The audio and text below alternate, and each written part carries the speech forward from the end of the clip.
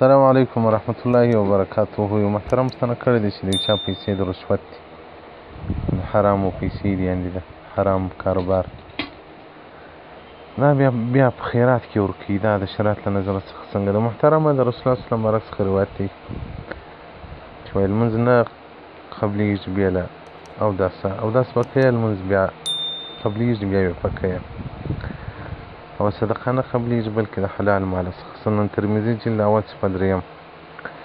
او دغه رنګ عبدالله بن مسعود رضی الله عنه مبارک څخه یو روایت دی چې رسول الله صلی الله علیه وسلم مبارک وایي پاک مال چې دی هغه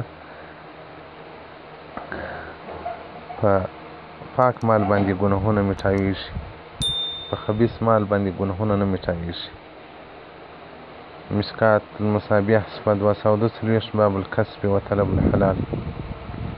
نو محترمه خیرات کول به په حلاله نفقه کې د حلالو پیسو څخه سړی خیرات کوي، هغه کې به بیا د اجر امید د الله څخه کوي چې الله اجر راکوي، حرامو کې اجر نشته. والسلام علیکم ورحمة الله وبرکاته. حمایت لطفا چینل हमारा सब्सक्राइब करें.